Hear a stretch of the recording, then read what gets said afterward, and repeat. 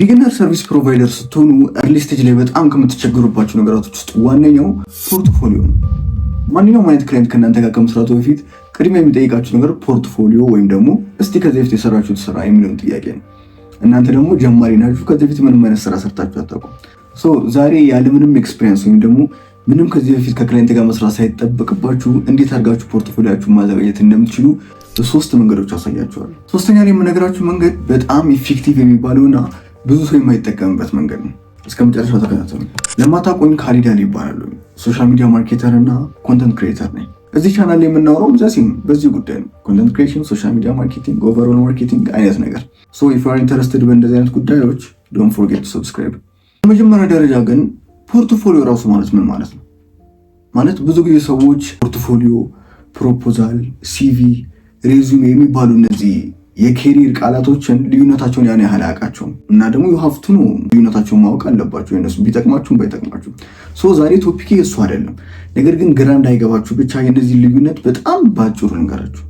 ከፖርትፎሊዮ ስንጀምር ፖርትፎሊዮ ማለት ከዚህ በፊት የሰራችሁት ስራ ጥርቅም ማለት ነው። አለቀ በቃ ይሄንን ሰርቻለሁ የሚለውን የምታሳዩበት ነው።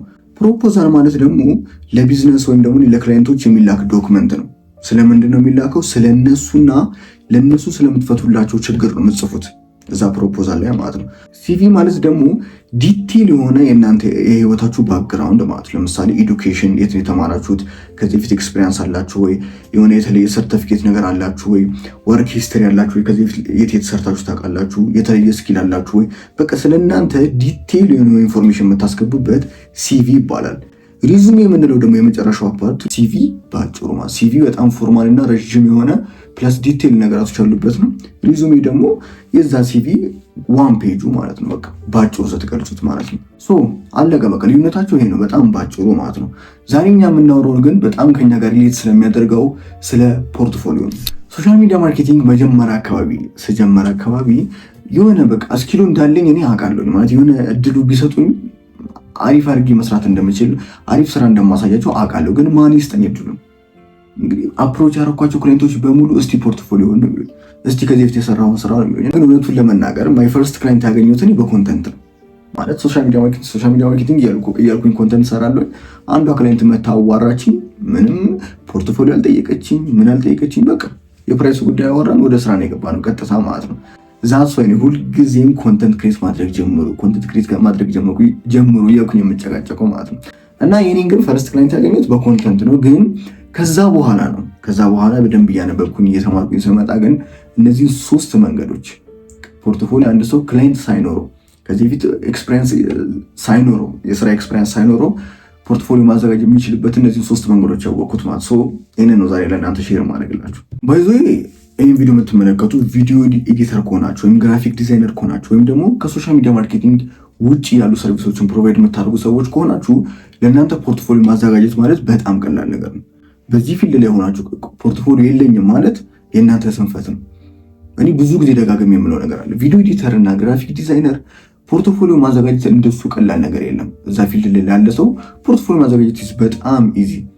ምክንያቱም ከዚህ በፊት ከክላይንት ጋር የሰራችሁ ስራ አይጠበቅባችሁም። እናንተ ቪዲዮ ኤዲተር ከሆንክ አንድ ሮ ቪዲዮ አምጣ፣ ሮ ቪዲዮ አጦኝ ብትራሱ የራስን ቅረጽና አንድ ሮ ቪዲዮ እሱን ኤዲት አድርገህ ማስቀመጥ ነው ፖርትፎሊዮ ላይ ሀላስ። ምንም ከዚህ በፊት ከማን ጋር ሰራ ምንም ማንም አይመለከትም። ግራፊክ ዲዛይነር ከሆንክም ዘሴም አንድ ፎቶ አምጣ፣ ያን ፎቶ በደንብ አሪፍ አድርገህ ኤዲት አድርገው ዲዛይኑን አስተካክለው ፖርትፎሊዮ ላይ አስቀምጠው። በቃ ቀጣሪ የቪዲዮ ኤዲተር እና የግራፊክ ዲዛይነር ፖርትፎሊዮ ሲመለከት በቃ ምን ተሰራ ነው፣ ስራው አሪፍ ተሰርቷል የሚለው ነው የሚመለከተው እንጂ ከማን ጋር ሰራ የሚሉት የሚመለከቱት በጣም ሃይ ሌቭል ላይ ያሉ ቀጣሪዎች ከሆኑ ሜቢ ከማን ጋር ሰርታ የሚሉት ነገራሱ ሊመለከቱ ይችላሉ። ነገር ግን ጀማሪ ከሆናችሁ ግን ማንም ስለሱ ኬር አያደርግም። ምን ሰራችሁ ነው ፖይንቱ። ቪዲዮ ኤዲተር እና ግራፊክ ዲዛይነር ሆናችሁ ፖርትፎሊዮ ማዘጋጀት በጣም ቀላል ነው። በቃ አንድ ሮ ቪዲዮ አምጡ፣ እሱን ኤዲት አድርጋችሁ አስቀምጡ። በቃ ስኪሉ የምርም ካላችሁ ማለት ነው። ችግሩ ሶሻል ሚዲያ ማርኬተር ከሆናችሁ ሶሻል ሚዲያ ማርኬተር ከሆንክ የግዴታ ከዚህ በፊት ኤክስፒሪየንስ ያስፈልጋል፣ ወይም ደግሞ ከዚህ በፊት የሆነ ክላይንት ጋር መስራት አለብህ እንደ ፖርትፎሊዮ ለማስቀመጥ እንጂ ዝም ብለህ አምጥተህ በባዶ የምትሰራው አይነት ነገር አይደለም። አሁን የምነግራችሁ ነገር እንግዲህ ቪዲዮ ኤዲተርም ግራፊክ ዲዛይነርም ይመለከታችኋል። ግን ሁለታችሁ ደግሞ ስፔሻሊ ደግሞ ቪዲዮ ኤዲተር እና ግራፊክ ዲዛይነር ፖርትፎሊዮ ማዘጋጀት ለእናንተ በጣም ቀላል ስለሆነ ይሄ ዋና የሚመለከተው ሶሻል ሚዲያ ማርኬተሮችን ነው። የመጀመሪያው መንገድ ዱ ዊዝ ኢንዲፔንደንት ኮንትራክተርስ። ከኢንዲፔንደንት ኮንትራክተሮች ጋር መስራት ጀምሩ። ቢግነር ስትሆኑ መጀመሪያ አካባቢ ሁሉንም ስራዎች ራሳችሁ መስራት አይጠበቅባችሁ። ቪዲዮ መቅረጽ፣ ኤዲት ማድረግ፣ ፖስት ማድረግ፣ ግራፊክሶችን መስራት ምናምን እናንተ አይጠበቅባችሁ። ኢንስቴድ ኦፍ ዛት ምን ማድረግ ትችላላችሁ? ከሌላ ከኢንዲፔንደንት ኮንትራክተሮች ወይም ደግሞ ይህን ስራ መስራት ከሚችሉ ሰዎች ጋር መስራት ነው። እናንተ ክላይንት ታመጣላችሁ፣ ስራውን ዴሊቨር የሚያደርጉት እነዛ ናቸው ማለት ሶ በዛ ሰዓት ምን አድቫንቴጅ አላችሁ? እናንተ የእነሱን ፖርትፎሊዮ እንደራሳችሁ ፖርትፎሊዮ መጠቀም ትችላላችሁ። ምክንያቱም የሚሰራው ሰው ማን ነው? እነሱ ናቸው የሚሰሩት። እነሱ እስከሰሩት ድረስ የእነሱን ፖርትፎሊዮ ማሳየት ያ ሴንስ የሚሰጥ ነገር ነው። አገኛችሁ? እናንተ ስራውን አሰሩም፣ ስራው የሚሰራው ሌላ አካል አለ። ጓደኛ ካላችሁ በጣም አሪፍ፣ ከዚህ በፊት የሰራ ሰው ካለ። ጓደኛ ከሌላችሁ ደግሞ አሉ ኮንትራክተሮች፣ ይህንን ስራ የሚሰሩ ኤጀንሲዎችን በሉት ፍሪላንሰሮችን በሉት አሉ፣ በጣም ይህንን ስራ ብዙ መስራት የሚችሉ። ከዛ ከእነሱ ጋር ሄዳችሁ ማውራት ነው። ይህንን ስራ እናንተ ክላይንት አምጥታችኋል፣ ስራውን ታውቁታላችሁ። ስራውን ዴሊቨር የሚያደርጉት ደግሞ እነሱ ናቸው። እናንተ ማኔጅ የማድረጉንና ነገራቶችን የመቆጣጠር ስራ ትሰራላችሁ። የእነሱ ፖርትፎሊዮ ማለት የእናንተ ፖርትፎሊዮ ነው። የእነሱን ፖርትፎሊዮ ወስዳችሁ ለክላይንቱ ማሳየት ትችላላችሁ። ይህ በጣም ዘ ቤስት የሚባለው መንገድ ነው። እኔ ሞክሬው የሰራልኝ ክላይንት የሚያገኘበት መንገድ ነው። ሁለተኛው መንገድ ሲሙሌትድ ኬዝ እንለዋለን። ይህ ሁሉ ነገር በኢማጂነሪ የሚያልቅበት የፖርትፎሊዮ አዘገጃጀት መንገድ ነው። ምንድነው ሀሳቡ? እያንዳንዱን ነገራቶች ፖርትፎሊዮ ላይ የምታስቀምጡት በኢማጂነሪ ነው። ማለትም ከዚህ በፊት የሰራችሁት ስራ የለም፣ ነገር ግን ለክላይንቱ ለሱ የሚመጥን መልኩ ፖርትፎሊዮ ታዘጋጁለታላችሁ። ለምሳሌ ምን ይገባበታል እዛ ውስጥ? የመጀመሪያው who is this for ማለት ለማን ነው ይሄ ፖርትፎሊዮ የተሰራው ከዚህ በፊት። ለምሳሌ እንበልና ሶሻል ሚዲያ ማርኬተር ሆናችሁ ለዴንታል ወይም ደግሞ ለጥርስ ክሊኒኮች ፖርትፎሊዮ ማስገባት ብትፈልጉ ወይም ደግሞ ፖርትፎሊዮ ማሳየት ብትፈልጉ ምንድን ነው የምታደርጉት? ከዚህ በፊት የሰራችሁት ስራ የለም፣ ምን ታደርጋላችሁ? እኔ ከእንደናንተ አይነት ቢዝነስ ጋር ብሰራ ወይም ደግሞ ከአንተ ጋር ብሰራ ምንድን ነው የማደርግልህ የሚሉትን ነው የምታስቀምጡት። who is this for የሚለው መጀመሪያ ይገባል። ምክንያቱም ለማን ነው? ለጥርስ ክሊኒክ። ከዛ ሁለተኛው ዘ ፕሮብሌም ምንድነው ችግሩ? እዛ ጥርስ ክሊኒክ ላይ የታየው አሪፍ ይንቀሳቀሳል ሶሻል ሚዲያ ላይ ግን ኢንጌጅመንት የለውም፣ ያን ያህል ኢንጌጅመንት። ሶስተኛ ዘ ስትራቴጂ ሃው ዩ ሶልቭ ዘ ፕሮብሌም ማለት ያንን ፕሮብሌም እንዴት ነው ሶልቭ የምታደርጉት እናንተ። እሷን ነገር ዘርዘር ታደርጋላችሁ። ይኸው ችግሩ አሁን ይሄ ዴንታል አሪፍ ይንቀሳቀሳል፣ ኮንተንት ፐብሊሽ ያደርጋል፣ ነገር ግን ኢንጌጅመንት የለውም። ከኔ ጋር ቢሰራ ግን እንደዚህ አድርጌ በዚህ ስትራቴጂ በዚህ እንትን አድርጌ በደንብ ኢንጌጅመንቱን እጨምርላታለሁ። አራተኛ ኤክስፔክትድ አውትካም ምንድን ነው የሚጠበቀው? ከኔ ጋር ከሰራችሁ እንደዚህ ስትራቴጂዎች እንትካሉ በኋላ የሚጠበቀው ውጤት ይሄ ነው ኤክስፔክትድ አውትካም ብሎ ማስቀመጥ። ይሄኛው ምን መሰላችሁ? ኢት ወርክስ እመኑኝ ይሰራል። ክላይንቶች ምን ብሎ እንዲያስቡ ነው መሰላችሁ የምታደርጉት? አይ ይሄ ሰውዬ በቃ በደንብ ችግሬን ተረድቶልኛል ወይም ደግሞ በደንብ ይሄ ሰውዬ ቢዝነሱ ገብቶታል ማለት ነው፣ በቃ የሆነ የራሱ የሆነ ሲስተም አለው ብሎ እንዲያስብ ነው የምታደርጉት ክላይንቱ ማለት ነው። ይሄ ኢትስ ኦል አባውት ሳይኮሎጂ። የምሬን ነው የሳይኮሎጂ ጉዳይ ነው። ነገሩን በደንብ ብትረዱት ሀሳቤ ገብቷቸዋል እያወራለሁ አይደል? በቃ የምታዘጋጁት ፖርትፎሊዮ ለሱ ነው። በቃ ለምሳሌ አንድ ሰው እስቲ ፖርትፎሊዮ አሳየኝ ካላችሁ እሺ ትሉትና በነጋታው ታዘጋጁለታላችሁ። ከዚህ በፊት ስራ ሰርቼ አላውቅም፣ ነገር ግን ለአንተ ግን መሰራለህ እንደዚህ ነው ማደርግልህ፣ ይኸው እንደዚህ ይደረግልሃል፣ እንደዚህ ነው ችግር ይሄ ያንተ በዚህ መልኩ እንፈታለን ብላችሁ ፖርትፎሊዮ ማስቀመጥ በኢማጂነሪ ማለት ነው። እንደዚህ ነው መሰራለህ ካላችሁት ይሰራል።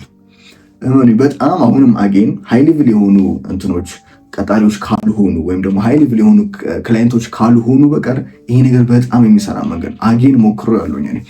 ኦኬ ምንድነው የሚያስበው ቀጥታ ክላይንት? ኦኬ ይሄ ልጅ በቃ እውቀቱ አለው ቢያንስ ያውቃል በደንብ ብሎ ነው የሚያስበው። ምን አልኳችሁ? ሶል አባውት ሳይኮሎጂ። ሶስተኛውና የመጨረሻው ፕላስ ደግሞ እኔ ብዙ ጊዜ የተጠቀምኩት መንገድ ሾው ዩር ኦን አካውንት፣ የራሳችሁን አካውንት አሳዩ። እኔ ፖርትፎሊዮ ላክ ተብዬ ፖርትፎሊዮ ላይ የራሴን አካውንት ብቻ አስገብቼ ልክ ያውቃለሁ። የራሴ አካውንት ማለት ያሳደጉት የራሴ ቲክቶክ ወይም የቴሌግራም ቻናል ካለኝ የቴሌግራም ቻናል ወይም ኢንስታግራም ወይም ፌስቡክ፣ ዩቲዩብ ወሬቨር ያለኝን አካውንት ብቻ እኔ ያሳደጉት እኔ የራሴን አካውንት ፖርትፎሊዮ ላይ አስገብቼ አውቃለሁ። የሆነ ጊዜ ላይ አንድ ክላይንት አግኝቼ ነበርና እስቲ ፖርትፎሊዮ ላክልኝ ምናምን ነገር አለኝና ያን ያህል ስትሮንግ የሆነ ፖርትፎሊዮ አልነበረኝም። ያደረኩት ምንድነው የራሴን አካውንት ቲክቶክ ላይ 15000 ፎሎወር አለኝና ያንን እንትን አስገባሁት ፖርትፎሊዮ ላይ። ይኸው እኔ የራሴን አካውንት ከዜሮ አንስቼ 15000 ፎሎወር አድርሻለሁ። የራሴን ሰው ያንተ እንዴት ይከብደኛል የሚል ሐሳብ ያለው እንትን ነው። የራሳችሁን አካውንት ማለት ያሳደጋችሁት ቲክቶክ ይሁን ቴሌግራም ይሁን ኢንስታግራም ይሁን ፌስቡክ ይሁን ዩቲዩብ ይሁን ማንኛውም ፕላትፎርም ላይ የራሳችሁ አካውንት ካለ 10,000 ቶሎ 5,000 ራሱ አድርሱት። ያ ክላይንት ዜሮ ከሆነ ቢያንስ በሆነ ደረጃ እናንተ በልጣችሁታል። ይኸው ይሄን አካውንት ከዚህ አንስቼ 5,000 አድርሻለሁ፣ ይሄን አካውንት ከዚህ አንስቼ 10,000 20,000 አድርሻለሁ፣ ይኸው በራሴ አሳድጌ ያንተን አካውንት ማሳደግ አይከብደኝም የሚል ሐሳብ ያለው ነው። እና የራሳችሁን አካውንት ማሳየት የምሬ ነው። እኔ ሞክሬው እንደውም ያንን ክላይንት በቃ የምርም አየሁ እንትኑን ኦኬ ብሎ ሚቲንግ ተቀምጠ ምናምን በአንዳንድ ጉዳዮች ሳነስማማ ቀርተን ወደ ስራ አልገባንም እንጂ ፖርትፎሊዮ ግን ሰርቶ ነበር። የምርም የሚሰራ መንገድ ይህ መንገድ በጣም ተጠቀሙበት። እመኑኝ እና ከነዚህ ከ3 መንገዶች ውስጥ አንዱ ተጠቀሙ። ዝም ብላችሁ ጽፋችሁ አትተው፣ ወይም ደግሞ ይሄ ነገር አይሰራም ብላችሁ አትተው። እኔ የሰራልኝ ነገር ነው የምነግራችሁ። ኢት ወርክስ። የምሬ ነው። እመኑኝ፣ ሞክሩት። ከ3ቱ አንዱ ማንኛውም አይነት ጥያቄ ካላችሁ ኮሜንት ላይ አስቀምጡ። እንግዲህ ይኸው ያለምንም ኤክስፒሪያንስ ወይም ደግሞ ምንም አይነት ክላይንት ሳይኖራችሁ በእነዚህ በ3 መንገዶች እንደዚህ አድርጋችሁ ፖርትፎሊዮ ማዘጋጀት ትችላላችሁ ማለት ነው። አይ ሆፕ ይህ ቪዲዮ ጠቃሚ እንደነበር። ቀጣይ እንደሰራላችሁ የምትፈልጉት ሀሳቦች ካለ ኮሜንት ላይ አስቀምጡልኝ። እዚህ ጋር አሁን ስክሪን ላይ የምትመለከቱት ቪዲዮ ዩቲዩብ እንግዲህ ከእናንተ ጋር ይሄዳል ብሎ ያሰበው ቪዲዮ ነው። እንግዲህ እኔ ያልኩም ዩቲዩብን የመረጠላችሁ ግቡና ተመልከቱት እንግዲህ